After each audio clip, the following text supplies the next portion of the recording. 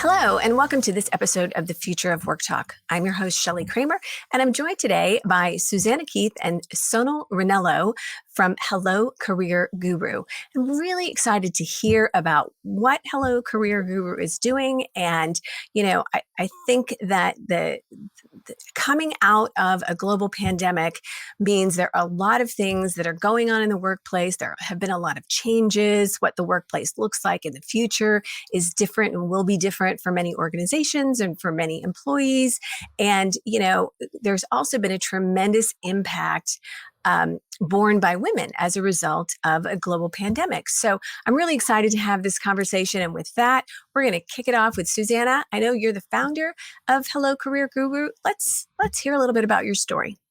Yes, Shelly, Sonal and I are so honored to be here. And what the story is out of NYU Business School, 25 years of mentoring women and seeing women hit their head against the glass ceiling.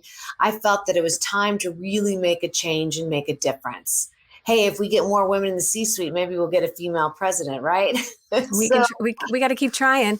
Got to keep trying. So at any rate, what I did is I started a group called Women in Innovation, where I had 6 panel events with C-suite women, and they talked about what they needed to do to get to the next level. And based upon that, I had over 500 women sign up for a meetup. And so that told me that there's a real need for career guidance and investment advice. Yeah. So based upon that, I went out and did a research study among 1,000 women aged 25 to 45, and they said they wanted a career trainer. They would pay for it and they would use it more than once a week. So based upon that, I put together a team, including Sonal, and we have built Hello Career Guru, a virtual career trainer to help all women advance, no matter what age, background, income, race, or geography. Would you say that your customer base is generally that 25 to 45-year-old female? Yes. And that's the group that really needs career advice. Like we do corporate women, we do entrepreneurs, we do women who just want to be a female executive, but then find a great balance with work and life. I will tell you that I belong to a number of female-only groups, some women executives, some women from all walks of life. And there are many, many women who are looking to reinvent themselves, who are beyond the 45-year age limit. And, I will say that I started my first company when I was 34 and have built several different companies very successfully. But I had twins when I was 46. I stepped away from all of my clients and closed my business temporarily and stayed home with twins for a couple of years. And then I had to rebuild my company, which turned into 3 companies again at 46. So all I'm saying is that I think there's a world of women out there looking for you who aren't necessarily 45. Yes, well said. And we actually do have an opportunity for women to come in and reinvent themselves. Yeah. 25 to 45 tends to be the target, but we welcome everyone. Yeah. And I also see a lot of women too, who get to an age where, they're empty nesters, or the thing that happens to you, when you're in your late 40s and into your 50s is that you're just kind of tired of all the BS and you're not going to take it anymore. So if you're in a job that's not making you happy, you realize sometimes it takes getting to that age before people really realize that life is short. I don't want to do anything I don't love anymore. And really that's the benefit of career coaching, I think makes a big difference. Sonal, tell me your story. So first of all, I don't know if Suzanna, I don't think you touched upon this, but we've known each other for, I'm going to say 20 years and in a professional environment, as so many women do. And often you lose touch, but thankfully we stayed connected over the years and watched each other's careers grow. And when she started with this idea, she knew I had a passion for helping women in terms of their career resources and tools they could really use to drive forward with their career. I happened to write a book several years ago, which was basically a planner organizer for women to really have some sort of mechanism for their job search because otherwise it's a very scattered process. It And is. I brought together best practices from my own experience, not only as a management consultant, but doing project management and then being a job seeker and a job hirer and best practices, and pulled together a methodology. So fast forward, I ended up not taking that as far down the path as I had thought, because one of my marketing clients hired me to come back to work full time. Right. So when Suzanna approached me with the idea of Guru, it really piqued my curiosity, because I'd already had an interest in this space and had done some of the legwork a few years ago to understand there was a need for resources that women could tangibly use to advance either their professional community development, or in this case, their knowledge and skills and the behaviors, not only for their current role to be their best selves, but also for what their ambitions are. Right. And one of the things that's great about what we do is there are so many great career resources out there, and we recognize those, and we've partnered with different ones for webinars and events. But what happens is, if you're just sitting down at your computer and trying to figure out, well, what should I focus on? It can be really overwhelming. It can be really overwhelming. Yes. Well, especially when so many women are doing so many other things. You know what I'm saying? I mean, I laugh because my husband gets up in the morning and goes to work, and, I get up and make 4 appointments and feed the dog and make sure this happens and make an appointment for my car. So, you know what I'm saying? Like we have so much going on that it really helps to have a roadmap. It absolutely, you hit the nail on the head. And Suzanna, the research she had done before she launched this idea, women actually were estimating it could take more than a day and a half to sort of curate all the content and then spend time with it. Right. So to me, that's a real roadblock to actually investing in your career in a regular way, whether it's daily or weekly or monthly, spending a few minutes to really embrace your own development, because at the end of the day, it's really you that has to control that. No organization is going to do that on your behalf. You really need to advocate for yourself. So what we do, based on where a woman is in her career and where she wants to get to, and the executive insights of women who've actually been along that path, is curated content. And a lot of it is content that's freely available, but now it's organized in a way that makes sense for who you are in particular. And then we have our own content that we have on the platform as well. Oh, that's cool. Yeah, which is great. And our podcast has been a hit. So, that content will be on the platform, as well as any number of other articles, classes, videos, articles. Something you said resonated with me, and it's something that I have 4 daughters, and it's something that I tell my daughters all the time. And 2 of my daughters are grown and in their late 30s. And then I have 15-year-old twins, because I smoke the crazy crack pipe of procreation.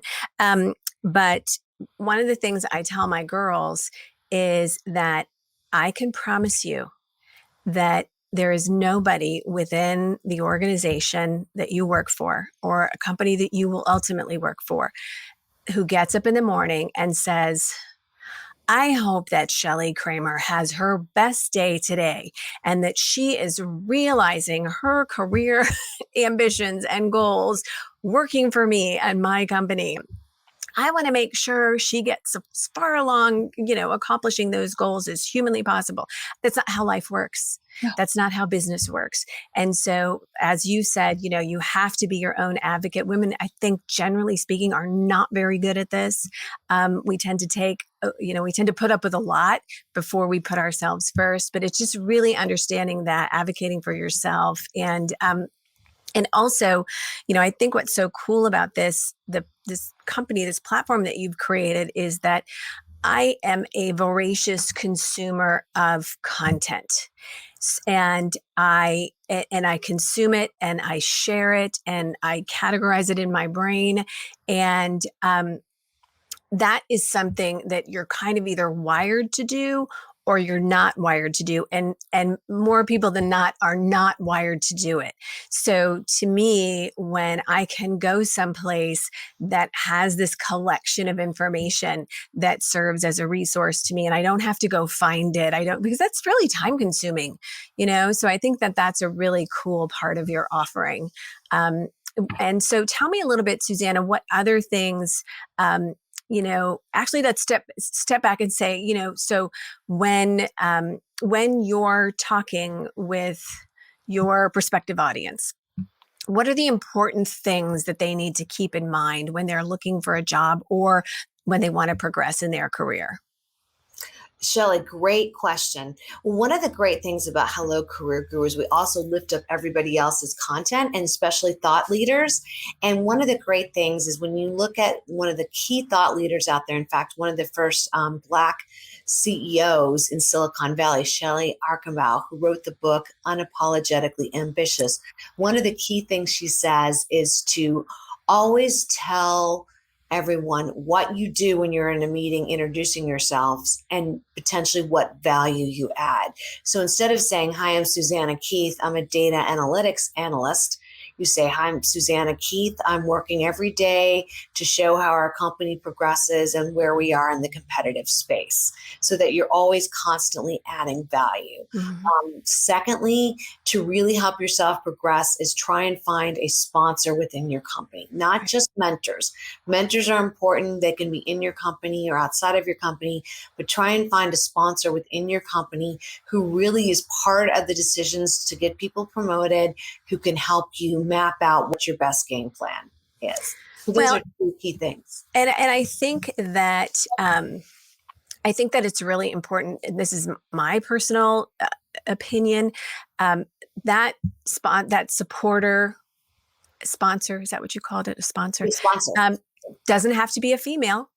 Yeah. I will say that I attribute a lot of my success in life and careers to some of my early sponsors / mentors who happened to be men who were really invested in my success, and they weren't married to me, and but really, really helped in significant ways me get to where I wanted to get. And those were the early years of that were incredibly difficult years. And so I think that is incredibly important advice, and know that, you can, I always say, look for the givers. I mean, you can identify givers within your world, within your network, within your company, simply by, who's the person that when you're talking to them about a problem or something, they're instantly thinking, who can I connect you with? How can I help you solve this problem? What can I bring to the you know what I'm saying? Like, those are people for whom helping is a natural, it's just a natural, innate part of their psyche, their personalities. And those are the kind of people that you want in your camp and in your corner, because they will very much help you along the way. Great ad, Shelly. That's so true. Like, to have men be your sponsors and to really look for those givers. Well, and that's, I'm not saying just men. I'm absolutely, I think what I am concerned about sometimes when we talk about women, empowering women in the workplace and that sort of thing, I can't tell you how many times I've been invited to speak at an event and lead a panel discussion about women in tech or women in the workforce or whatever. And I'll have I'll share a stage with brilliant women, tremendously successful, from working with very, very big companies. And I'll look around and the only people in the room are women. And so I do feel like men need to be a part of the process. Men need to be a part of the conversation. I will say that, generally speaking, the only people in the room are women and my business partner, who happens to be a male. But anyway, I do think that that women can certainly work with other women as a mentor / sponsor / supporter. But I don't think that women have to work exclusively with women, because I think, and you can have more than one, right? Right. I think that's cool. Well, and honestly, in terms of numbers, there are probably more men available than there are women in most organizations to play those roles. Yeah. But I also think what I find interesting is we're at this place where a lot of those men now have daughters entering the workforce, or daughters-in-laws, and they're seeing the struggles and they're seeing the opportunities, but also sort of the miss in terms of, helping them navigate. Right. So I think there's a level of empathy that's being developed now that perhaps didn't exist so prolifically before. We can hope. I do hope. Yeah. I have hope. Yeah, exactly. And just building on what you both said, I do think intellect is important. And, we've talked to any number of executives to our podcast or other means. And, working for someone smart is important. Now, they will likely be demanding and they expect a lot of themselves and of others. But if you can work for someone who's smart, there's so much that you can gain from being around that type of individual or people on a team. Yeah. And I think also someone who will let you have autonomy when it comes to doing your job. And a laugh here because my team will be watching this interview. My production team will be watching this interview. And I can truly say that, when one of the team who works for me gets a text message or an email or a Teams message, sometimes they're like, because I'm super direct and I'm, super driven and very much, not fooling around with little niceties. Not that I'm not a nice person. I think I'm a really nice person. But anyway, my point is I expect a lot. I expect a lot of our team. And a lot of times someone will come to me and say, I've finished this. Do you want to take a look before I send it to the client? And I'll say to them, is this your very best work? Because if you can tell me that it is your very best work, I trust you. Send it to the client. I don't need to look at it. And I think, but I also think that, you can work for somebody that is super intelligent, but who's a micromanager. And that can be frustrating. So I feel like for me, my career or my leadership style is about, having very high expectations and giving people as much as they want in terms of opportunity to take on new and different things. And then I think that I try to get out of their way and let them do their jobs. And so if you can look for people like that, and not every personality will respond to that leadership style. Some people want more hands-on interaction and things like that. So I think it's kind of knowing what you need as a person that would be helpful in that situation. Well, and I think you hit upon something that's, you have to build that equity or that trust. Yeah. So I think both sides have a role to play while they're building that trust. It's interesting because I have something similar where my question is, put my hat on, how I think by now. What would I say? Work you've done, and what would be your feedback? So, because I want them to internalize tangibly where I'm trying to add value when I'm in that role. And hopefully that becomes a part of their development, right? So I love that question that you've shared. Well, and I think that's super important. I think it's really great as a leader to say that. What would I say? What would I do? I tell my teenagers and their friends, before you make a choice, you just ask yourself, WWSD, what would Shelly do? So I try to get them to make good choices. They will not be watching this show, unfortunately. But I just think that's a great question. What would I do? But that as a leader, instead of just making all the decisions and carrying the load, you're empowering them to do that and to challenge themselves. And I think that's really important. Suzanna, I would like for you to talk with us a little bit because I know you're so masterful at this. What advice would you give on how to build meaningful networks for both internal and external opportunities? How do people go about doing that? I love that question, Shelly, because I think right now, especially with the future of work and the way things are doing, community is so important. And you really need to think creatively in your life about how to do that. And here's, two things I would recommend. Number one, every day, take at least 5 to 10 minutes to think about what you need to do to get your career to the next level. And that often means networking. So reach out to a past colleague, a current colleague, and try and get some time on their calendar. Because right now people tend to have a bit more time. They're willing to do a quick little 15-minute Zoom coffee. Get to know them, embrace what they're doing, learn more, and ask them, as you get to know them better, what you need to do to get your career going. That's really critical because I think every day, if you only have enough time, do it weekly to really plan out what your next step is and to network with somebody at least for 15 minutes. Another author that I love, Fran Hauser, Myth of the Nice Girl, talks about that, how she allocates time once a week to network with the next person. It's just very, very critical. The second thing I would recommend is to really build a great community on LinkedIn. Make sure you connect with everybody that you can, get to know them, keep in touch, work on thought leadership by every day scanning your feed and add comments. Congratulations, Right. great thought, great insight. People really appreciate that, and that helps to build relationships.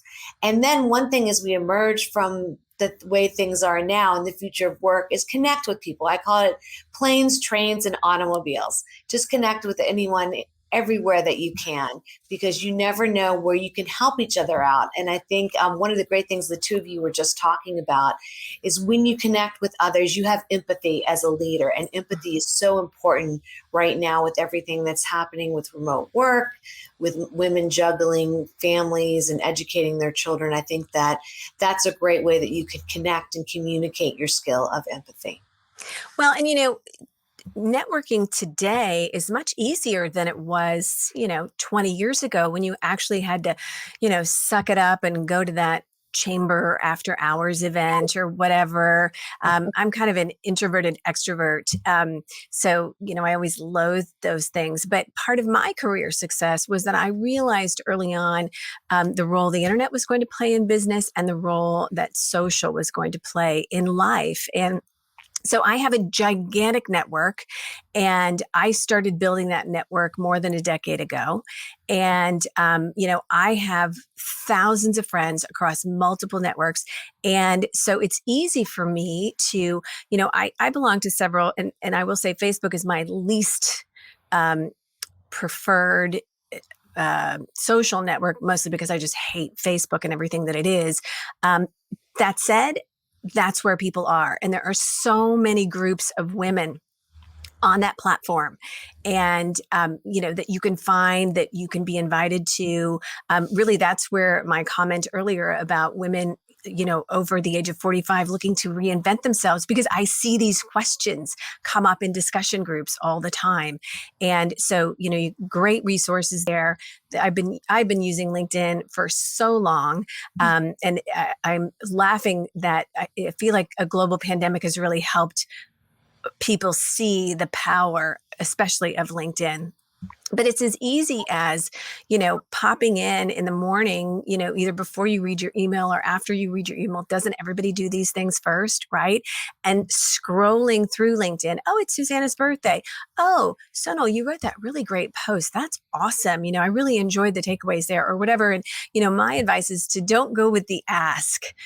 Please don't ask me for 15 minutes. Please don't ask me for coffee. Like, build a relationship with me first, interact and engage with me. And, and then I'm willing to help you any way that I can. But I have a lot of people asking me for 15 minutes of my time, or to pick my brain, or for coffee.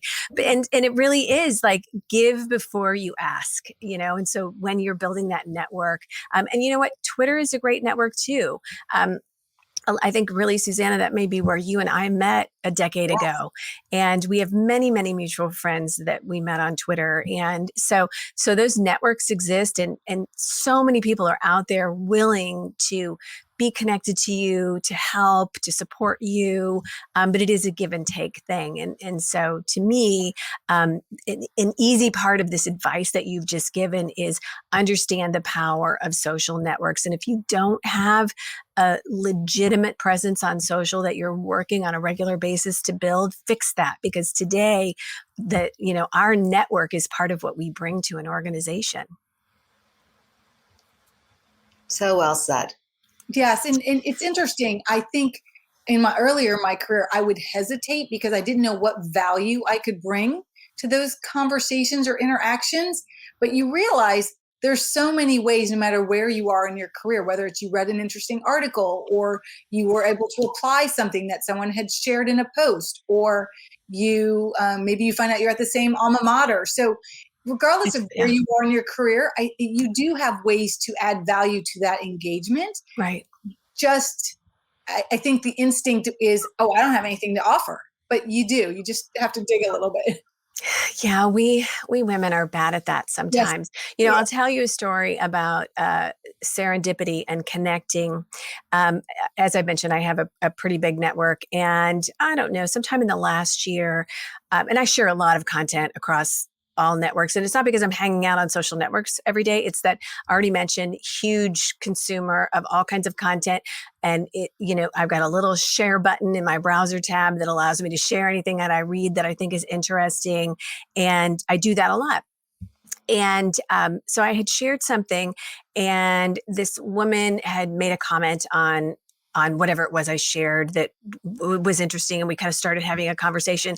And I had to do the now who is she again? And I click over and I look again. I have a huge network. I don't personally know everyone I'm connected to, but I click over and I see that she's an investment advisor, which reminded me that I had all my money in one place, and I kind of had a customer service experience that was very long and drawn out, and I wanted to change, but finding somebody else, and oh my gosh, and asking around and everything. And so I reached out to her and said, hey, I'm kind of looking around. I'm not going to make any promises. You want to have a conversation. And it probably took her 6 months to nail me down, because we'd talk about a time, or it wouldn't work out or whatever. And today Alyssa has all my money and she's making it grow. So and so my experience, that's my example. Had she not stepped up and commented on something I shared and started a conversation with me and opened the door, and by the way, she wasn't prospecting, she was just networking. And now, we have a great friendship. We have a great experience. I recommend her all the time. So it snowballs, it works, but it really is just kind of about remembering that social networks require us to be human and to have conversations with one another. And those conversations lead to really strong networks. So speaking of strong networks, Suzanna, tell our listeners about what they can do to make sure that they're on the path to the C-suite, to senior leadership roles. What can they do to get there? Well, I think one of the first things you can do is, I'm going to go back to this conversation about empathy. Look to key thought leaders, and you mentioned LinkedIn, Shelly. Look at LinkedIn and try and see and learn, how are these thought leaders bringing empathy to their leadership style? And then whether you're a manager or individual contributor, think about how you can bring that into your own work situation, because that is really going to help you get ahead, especially in an economy like we're facing right now. We have to figure out a way to be better managers, how to listen to women, to listen to men, to figure out what's going on in the workspace with them. Secondly, I think an important thing is to always be yourself, to do serious self-assessment and to say, what are my strengths? What are my weaknesses? Be sure to meet with your boss, be sure to meet with your sponsor, be sure to meet with your mentors, and have a discussion about what could I do better to get to the next level, because that will really help you advance. And then look at, career tools. Like, that's what we love. Hello, Career Guru. We have insights from C-suite executives that will help you get ahead, that will help you model after what does it take to get to the next level. I had a discussion with some amazing female leaders in tech, and I'm going to say, one of them, I can't even remember the companies that they were with, but huge companies. And some of the things that they shared in this conversation were, here's how I am able to do it all. I am a CEO of a major corporation. I have help. I have a lot of help. I pay for somebody, to do this and to do this and to do this. And my point was, these women were all raising children. And they said, my career is incredibly important to me. My family is very important to me as well. I can't do both, and I can't do it all. So I'm not going to expect myself to do that. And how I am able to go on and to achieve the career successes I want to is I have a lot of help. So don't be embarrassed. Don't think you can do it all by yourself, because when you look at amazingly successful women, in most instances, they have realized that they need help. And I think that was important, really important. And I think the other advice that I always give women is, think like a man. And what I mean is that we are horrible at undervaluing ourselves. And, I have used in an example in speeches for years and years, the analogy that, a job description is posted and the job description says we're looking for 10 key capabilities. And a woman will look at that list and say, oh, I've only got 8 of those 10. I can't possibly apply for this job. And a guy will look at that list and maybe have 2 and go for it.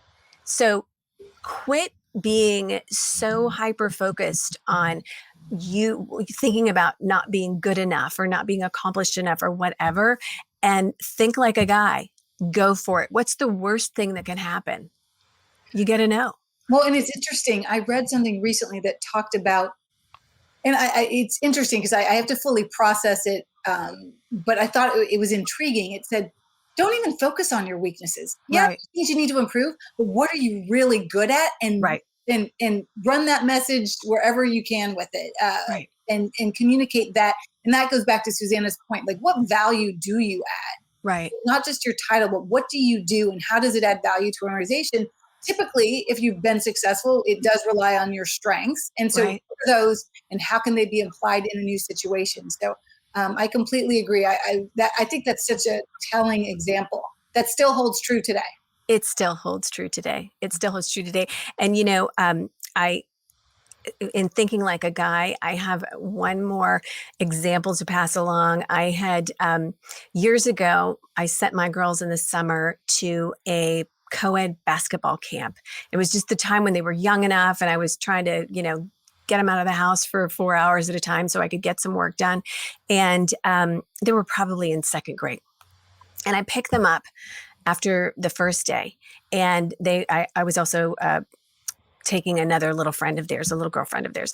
And they got in the car. I said, how was it? Was it super fun? And, who all was there? And, Benny was there and Joe was there and, and a whole bunch of people from their school, but there was a parochial league camp. So there were people from other small Catholic schools there as well. And one of the girls said, but mommy, it was so frustrating.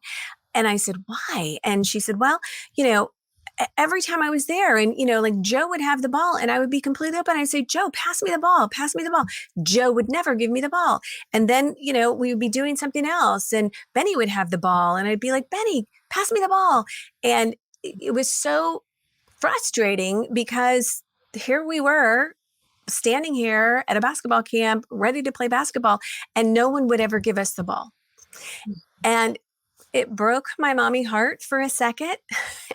And it really broke my mommy heart to have to tell them, no man is ever going to give you the ball. You got to take it. You got to show them, you got to step up, you got to take it. And if they don't want to give it to you, expect them not to give it to you. You got to take it. You got to be assertive. But and I think that that's really very much true too. People don't give up the ball very easily. Yeah. That's a great analogy. Yeah, I love that example. Great example. If there's just one more thing I can build for the question around, how do you get to where you want to go? Uh-huh. In today's environment, which I think is different than it may have been in the past, you actually need to know what that next job really entails and demonstrate those skills and behaviors in your current job before you're going to get the nod up. You used to be hired and promoted based on potential and mastering your current role. Now the game is we actually want to see glimmers of you exhibiting what's required in that next role in your current role. But how do you understand that unless you're out talking with people? So I don't know if you've both experienced that, but I think that's a very real part of today's workplace. Yeah. And I think it's really important to, to not let yourself get shoehorned into kind of a dead end position. And sometimes that happens really easily. And, I'll tell you that I had somebody on our team ask me for a pay increase, I don't know, in the last year. And I understand how very hard that is to do. I have done that too, but many times. But this is just part of empowering yourself and everything else. But my response to her was, you're asking for kind of a large increase. I'm not saying no, but go back and lay out for me, what it is, all the different things you're doing, what responsibility you've assumed over the course of the last couple of years since we've adjusted your pay, however long it was since we've adjusted your pay, and make your case. And so she said, okay. And do you know that 2 months later, I still hadn't heard from her? And I didn't say no. So I reached out and said, sitting here waiting. Good for you. Not everyone would do that. Not everyone would do that. But again, my point is that, as a leader, it's important to me to support, especially the females on our team. But, but human behavior is really interesting. And like I said, it takes a lot to, take a deep breath and ask for increased responsibilities, different role, more money, whatever. But when you do that and somebody says to you, come back to me with, don't forget to come back to them. That's Absolutely. How you get there. Exactly. That's how you get there. And the fact base is critical, right? Absolutely. Absolutely. So this has been a fascinating conversation, ladies. I have enjoyed it so much. I know that I haven't even spent a ton of time checking out the Hello Career Guru site, and I'm going to walk away from this conversation and do that. And I think that you have a special offer for our listeners today. So why don't you share with us what that is? We would love if everyone would check out hellocareerguru.com, the technology platform to help you advance in our career. And for 2 months free, use the code GURU21 when you log in. So thank you, Shelly, for letting us mention this, because we really want to democratize career advancement for all women. Awesome. Well, I am fully on board with that. It has been lovely talking with you two. I wish you all the luck with your company. I think it's going to be great. It already is great. It's not going to be great. It already is great. But I'm glad we were able to have this conversation. It was great. Thank you. Oops, sorry, I didn't mean to. Well, thank you guys for being here. And to our audience, thank you for being here. In our show notes, you'll find a link to Hello Career Guru. You'll find information about that special offer. And hopefully you'll make time to check it out. I know I will be. So with that, we'll say goodbye for the day. Bye. Thanks. Bye. Thanks.